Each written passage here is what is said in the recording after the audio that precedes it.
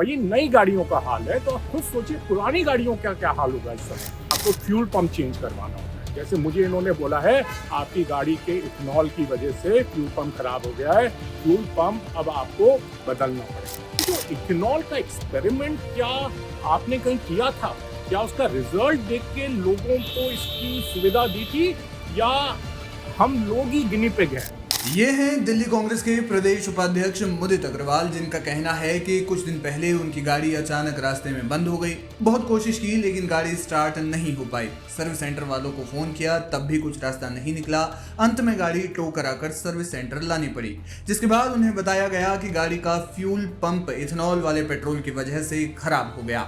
मुदित अग्रवाल ने कहा कि 3.5 साल पुरानी स्कोडा स्लाविया का फ्यूल पंप इस नए ईंधन के कारण खराब हो गया है। सर्विस सेंटर पर रोज ऐसे 6-7 मामले आ रहे हैं।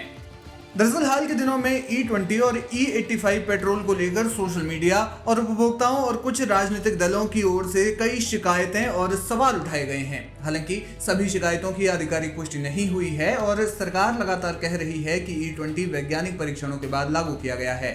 कई वाहन मालिकों का दावा है कि E20 पेट्रोल इस्तेमाल करने के बाद 3 से 10% तक माइलेज कम हो गया है, जिसकी वजह बताई जा रही है कि इथेनॉल की ऊर्जा क्षमता सामान्य पेट्रोल से कम होती है। कुछ उपभोक्ताओं ने इंजन में कंपन, नॉकिंग और पिकअप कम होने जैसी शिकायतें भी दर्ज कराई है। हालांकि सरकार का कहना है कि बड़े पैमाने पर ऐसे दावों की पुष्टि नहीं हुई है। इसी कड़ी में मुदित अग्रवाल ने भी वीडियो के माध्यम से इथेनॉल मिश्रित पेट्रोल पर आपत्ति जताई है।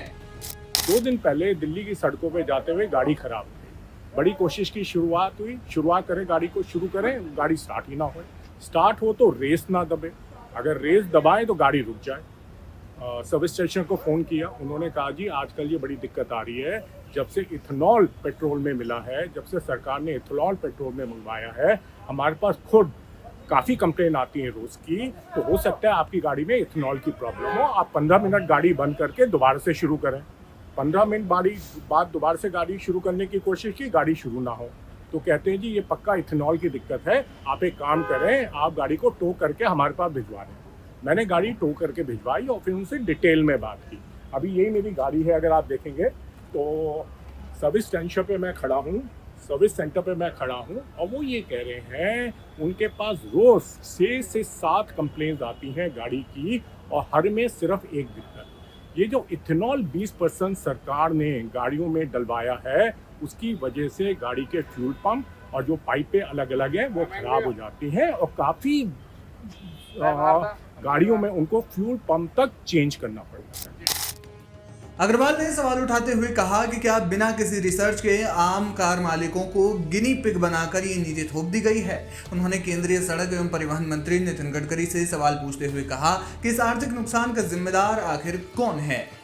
मुझे तो ये लगता है, और जबकि ये मेरी गाड़ी पुरानी नहीं है, ये सिर्फ 3.5 साल पुरानी स्कोडा स्लाविया है जो मैंने खरीदी थी, और ये नई गाड़ियों का हाल है, तो आप खुद सोचिए पुरानी गाड़ियों का क्या हाल होगा इस समय। लोग वाकई में बड़े परेशान हैं, सर्विस सेंटर के चक्कर काटते हैं, और क्या होता है बड़े बड़े बिल आते हैं, या आपको फ्यूल पंप चेंज करवाना होता है। जैसे मुझे इन्होंने बोला है आपकी गाड़ी के इथेनॉल की वजह से फ्यूल पंप खराब हो गया है, फ्यूल पंप अब आपको बदलना पड़ेगा।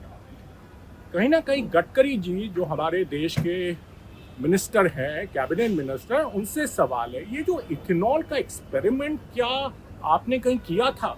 क्या उसका रिजल्ट देख के लोगों को इसकी सुविधा दी थी, या हम लोग ही गिनी पिग हैं? जो दिल्ली की और जो देश की जनता है जिनके पास गाड़ियां हैं, क्या वो इथेनॉल एक्सपेरिमेंट में क्या आपके सब्जेक्ट्स हैं, क्या आपके गिनी पिग्स हैं? क्या सरकार का ये काम नहीं था कि पहले देखते ये तकनीक ठीक है कि नहीं है, लोगों को सुविधा होगी या नहीं होगी, गाड़ियां खराब होगी नहीं होगी, फिर इनको लागू करना चाहिए था। देखिए मैं दोबारा से what I want this government to do is bring out with a white paper as to why they came out with the ethanol policy, why the mixture has been increased up to 20%.